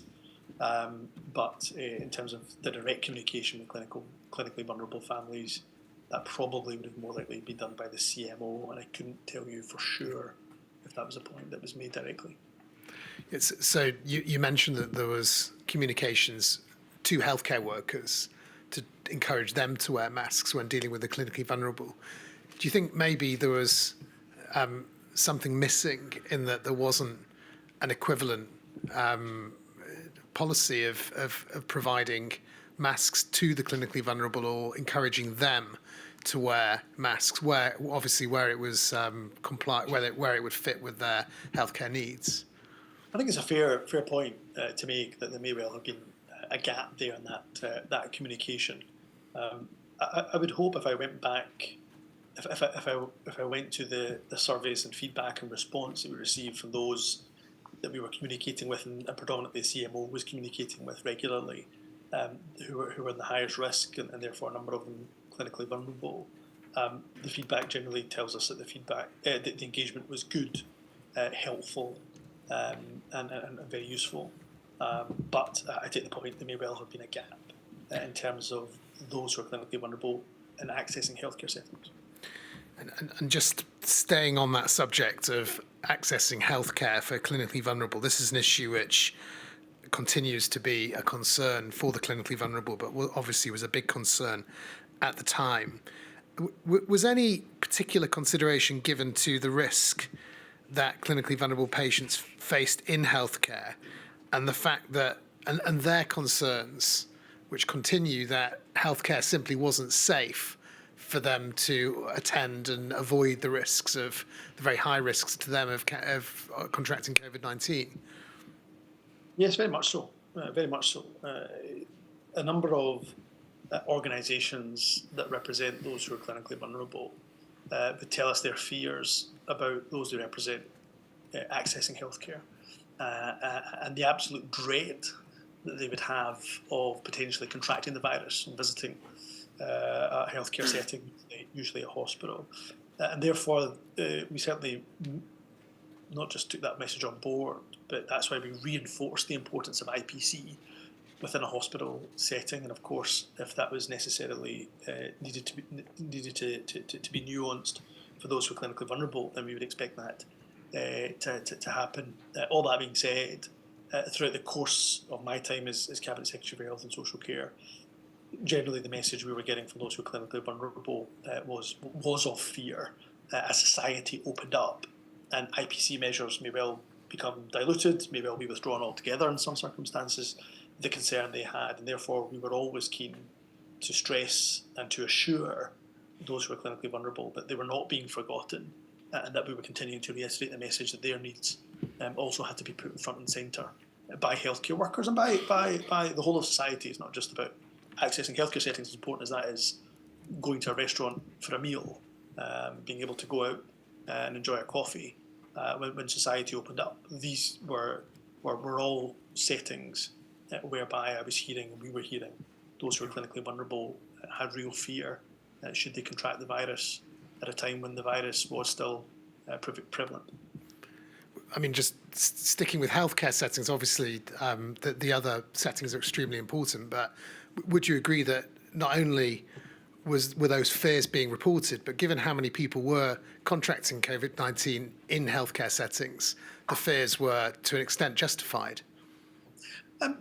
Again, I'm not going to say to somebody who's clinically vulnerable that their fears were not justified. If those were the fears that they had, given their life experience, then we have to be mindful, listen to those, and try to act on those fears that existed.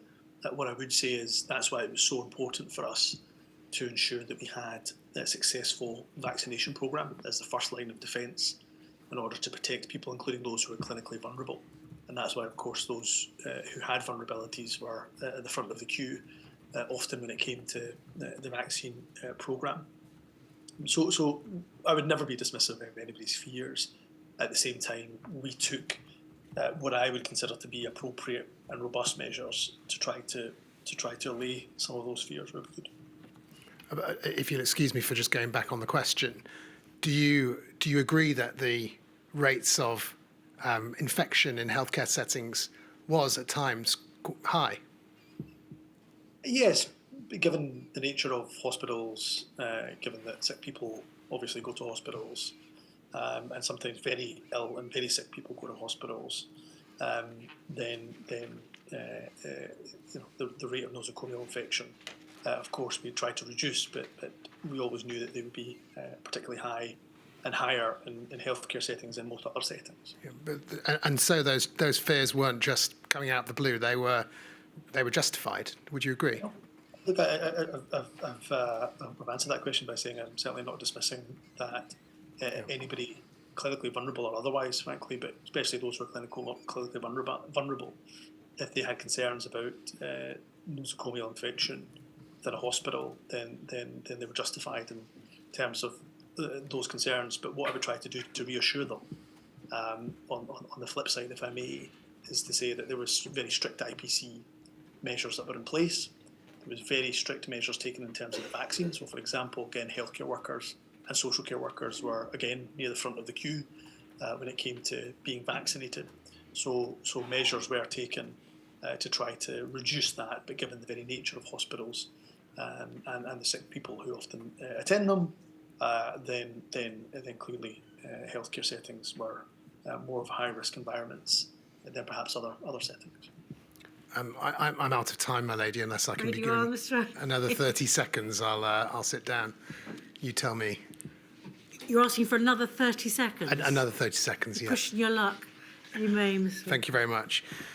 Just a final question on shielding and the end of shielding. Many CVF members report feeling abandoned once the shielding programme came to an end, with little practical support to assist in the transition.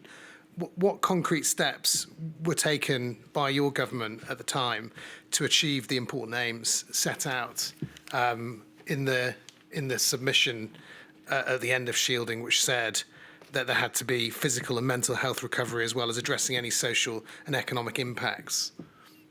So I think communication was really important, and this is probably goes into the kind of lessons learned basket. But where we probably could have done more, I think, as a government, is making sure that there was still more regular communication. There was an element of communication, more regular communication with those who were on the highest risk list, who were some who were previously shielding. And I think the challenge was that they were getting such a degree of communication and regular communication that there had to be a bit more of a transition period. But we also tried to reassure them where we could. Obviously, a number of those in the highest risk list would have been prioritised for vaccination where possible, and we continue to stress the importance of face coverings, mask wearing, IPC measures as well. But I think communication is one area where we possibly could have been better in terms of a transitional approach. Thank you. Thank you, Mr. Wagner. Ms Mitchell.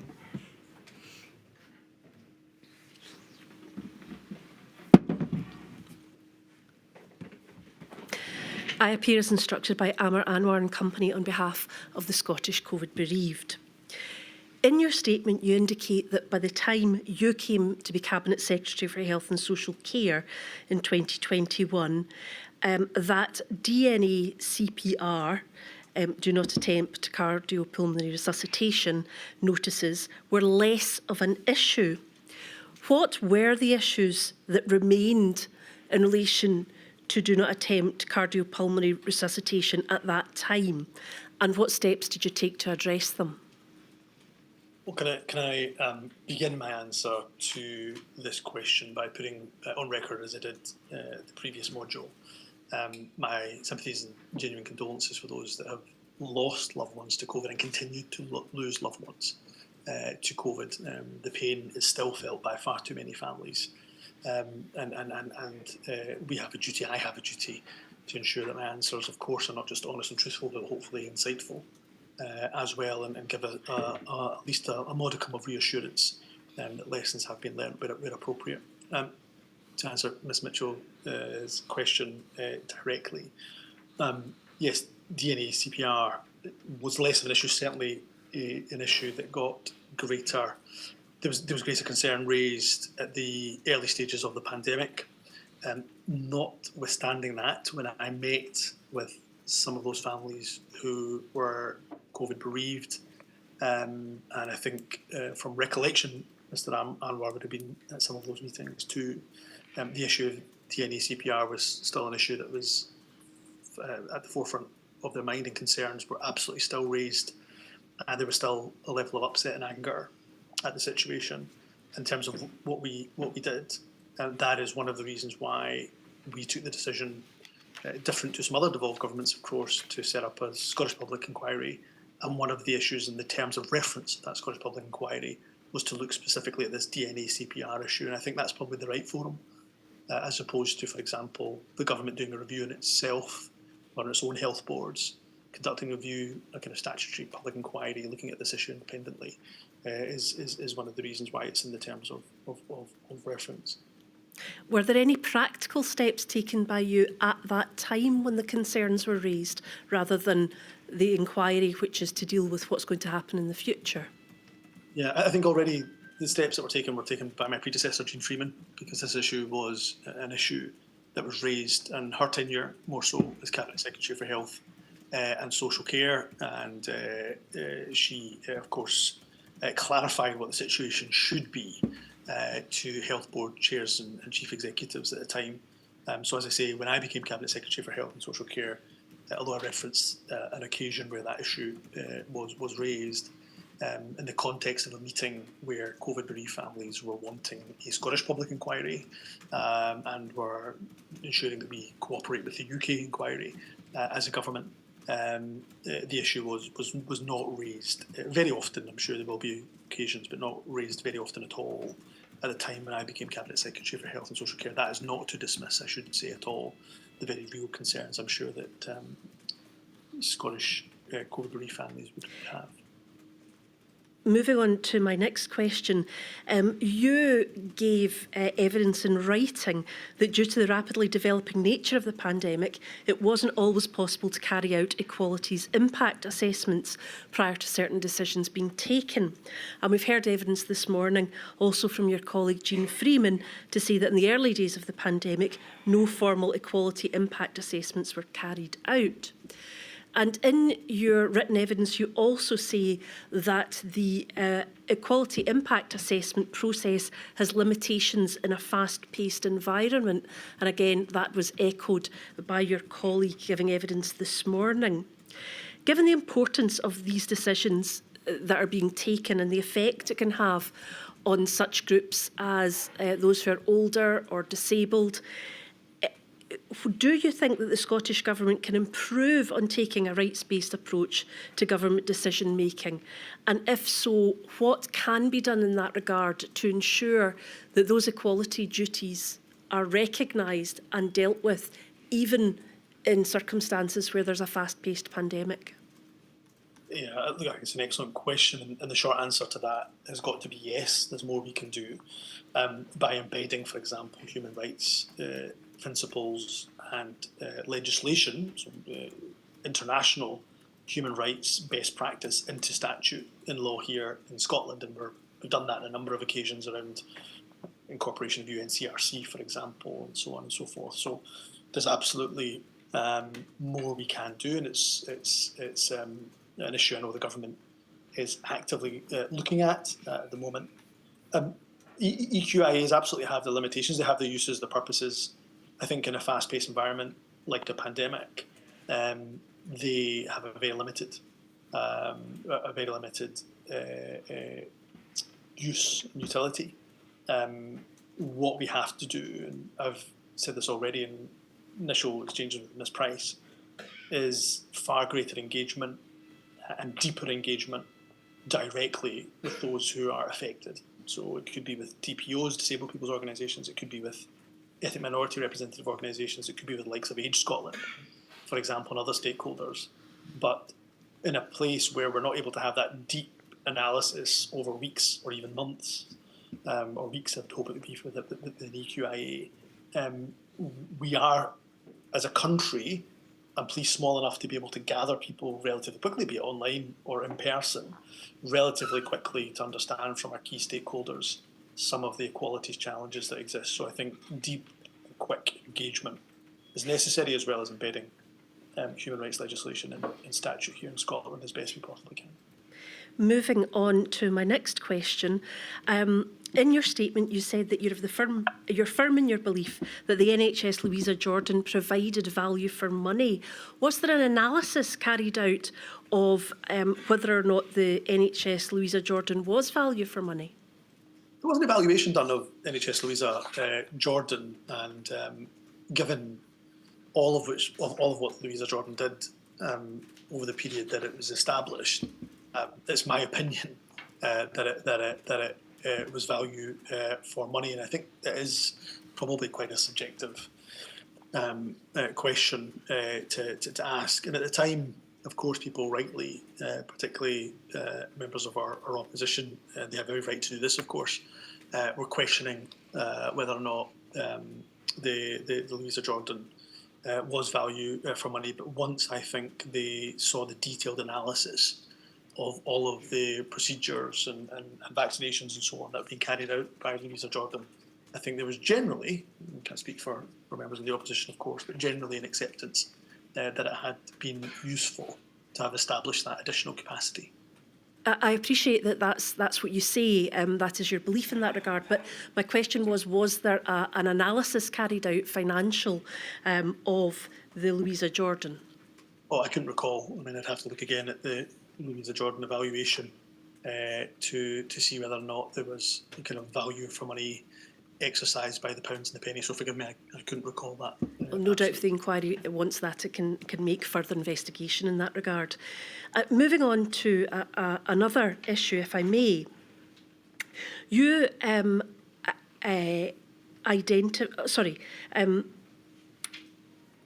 you state in your written submissions that you were sure that the NHS Louisa Jordan could have treated COVID-19 patients if they'd been required to do so.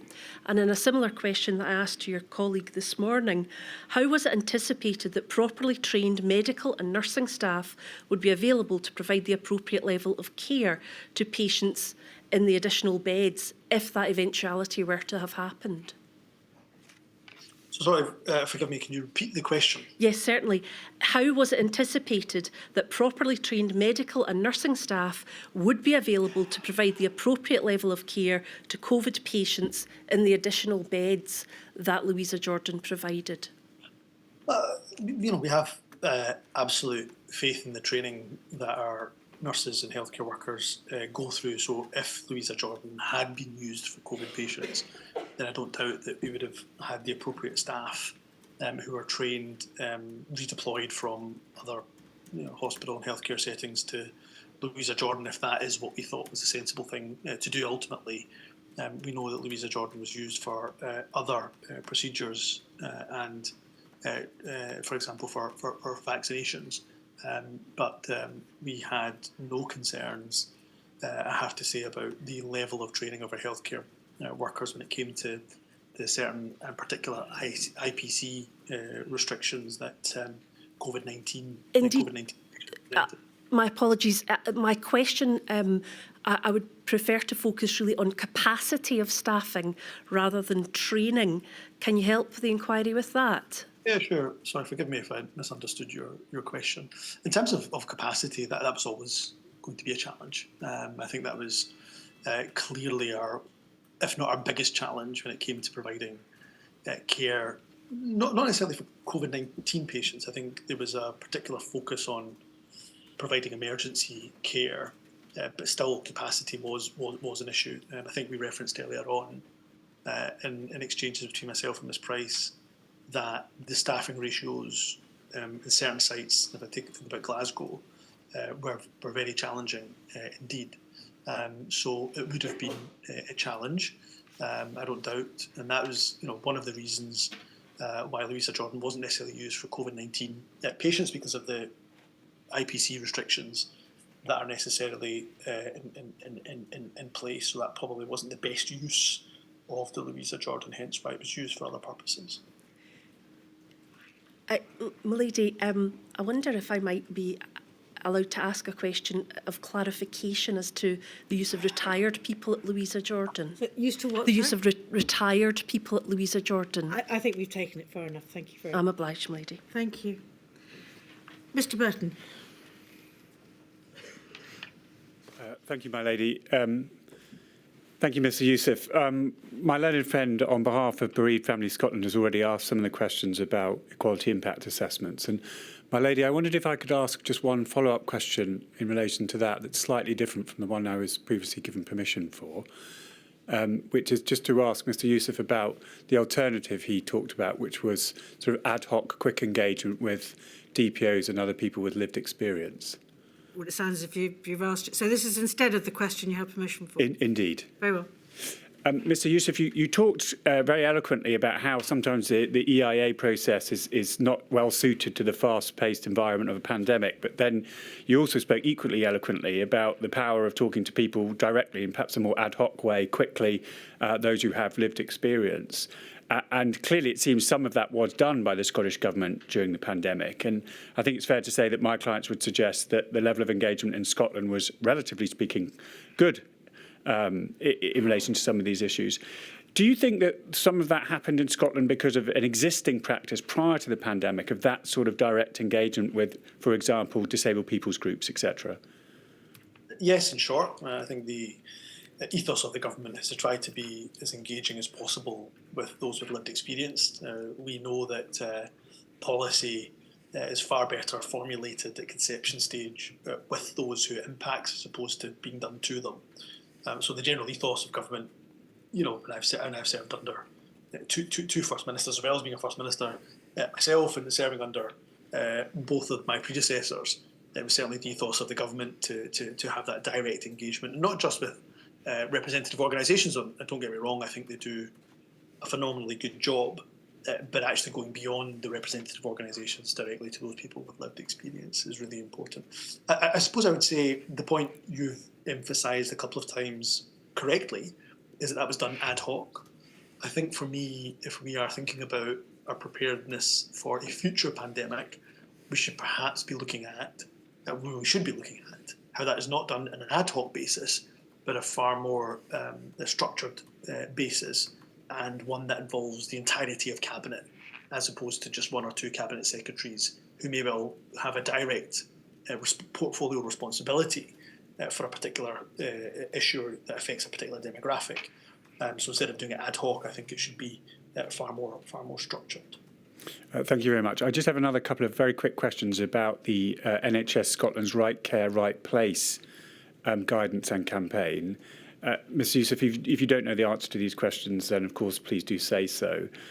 In relation to that, I think a letter was sent out in December 2021, effectively reminding every household that they should continue to access NHS services if they needed them, despite, for example, some concerns about protecting the NHS, etc.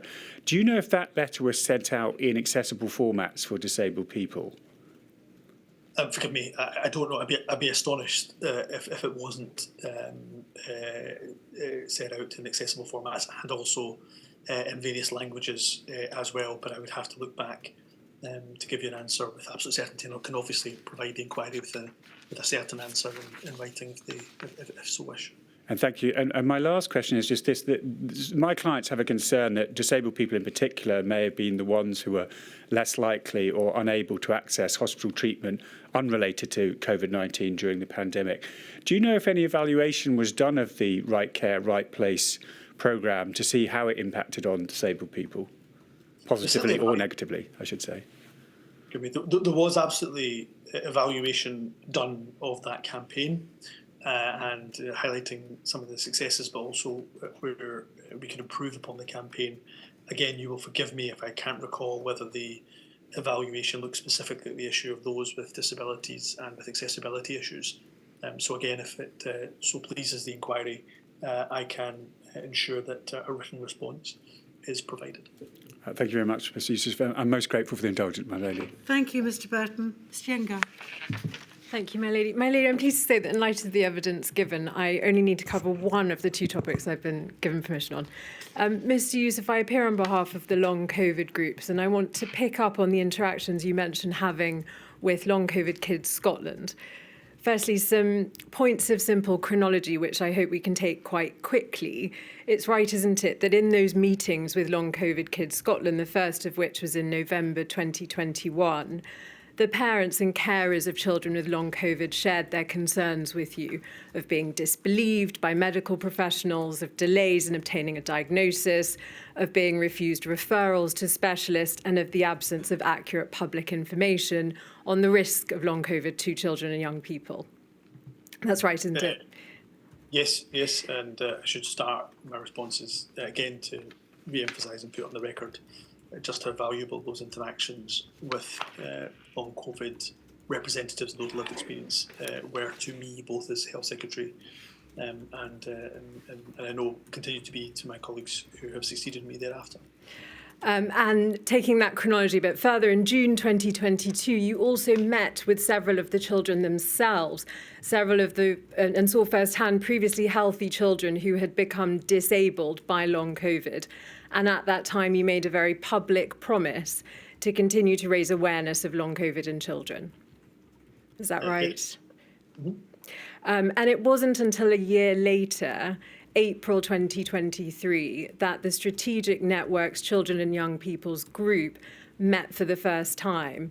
And as Caroline Lamb has told us, it's only now, in the summer of 2024, after your tenure, that one clinical pathway for children and young people in one NHS board has been published. Caroline Lamb, in her evidence to the inquiry, accepted that there was a delay in Scotland responding to the needs of children and young people with long COVID. Ms. Youssef, do you agree that there was a delay? Yes, I've already accepted that in my exchange with Ms. Price, that there could have acted with greater speed, and there was often reasons why that wasn't always possible. And again, the exchange with Ms. Price, I mentioned in reference to the fact that winter 21-22 was extremely difficult for NHS. But no, I accept fully the criticisms and critique from those with experiencing the long-term effects of COVID, that they felt that the government just didn't move at a quick enough pace, and that's something we've got to reflect on. So looking back at what happened, the first infections were in 2020. You first met with the families of children and young people with long COVID in autumn of 2021, yet by early 2024, my clients' children still had no access to specialist long COVID care, which left one parent with no alternative but to pursue legal action against their NHS board. So, Mr. Youssef, my question is, why wasn't more done to ensure that children and young people with long COVID could access care before you left your role? The debilitating impact on children should have prompted more urgent action, shouldn't it, notwithstanding other demands on the healthcare system? So where I perhaps differ from the characterisation is the suggestion that virtually nothing was done in that intervening period. So you're absolutely correct to state when the meetings took place, you're absolutely correct to state when the first pathway came into being in existence. But of course, the message to our health boards at a local level was, one, the funding was available and existed. You have to do an investigation of where the gaps exist. And although there might not be, for example, one single pathway, there should be services available, rehabilitation services available where necessary for young people and children that are suffering the long-term effects of COVID. I fully accept the criticism that the long COVID kids have made, that there was not enough public communication around the pathways that existed, and that they felt that it takes too long to access some of those services. And I know those are some of the challenges that my successors and colleagues are still continue to work on to this day. But a suggestion that there was nothing effectively done until summer 2024, I would suggest is somewhat unfair. Ms. Youssef, the reality is that in the summer of 2024, as Ms. Caroline Lamb has told us quite clearly, the first and only clinical pathway for long COVID of children and young people was published. So prior to now, my clients have had no access to care. I note the points you make about communication, etc. That's not what my question is. My question is in relation to the provision of care for children and young people whom you met, who have become newly disabled by long COVID. Why wasn't more done before you left your role? Well, again, I think there was, if not clinical pathways, I accept clinical pathway being established in summer 2024. There would have been, for example, there could have been referrals made by GPs when they first saw a young child that was presenting with the long-term effects of COVID to particular rehabilitation services, to particular services within the local health board area. What government did, what I did, was to ensure for the first time that there was funding available to local health boards, so that when they investigated the gaps that existed, that funding would be available not just for 1 year, because services can always fall over after 1 year, given if they are not funded for longer. The funding provided and guaranteed for 3 financial years was to ensure was I would hope at least a step in the right direction. The criticism from long COVID kids, who I think are an exceptional organisation, doing an important amount of work, is that there are not enough clinical pathways. There needs to be further investment, and there needs to be a better communication and consistency across the country. I think are ones that government must reflect on, and I hope we can give long COVID kids and children more reassurance than they perhaps have at the moment. And finally, Thank you, Ms Inga. That's as far as we're going to go, I'm afraid. Thank you. Thank you very much indeed, Mr Youssef. You've helped me once before. I've no idea whether we're going to have to ask you to help us again. But in the meantime, thank you for the help you've given so far. And I hope that the current bout of snow isn't too disruptive in Scotland. I think it's been pretty disruptive, as you'd expect in England. But there we go. You're more used to it than we are, I think. No, thank you, and I'm just pleased I'm not Transport Secretary when the snow falls, I have to say. But no, thank you very much, my lady, and of course I'll always make myself available should you require in future modules. Thank you very much. 10 o'clock tomorrow, please. All rise.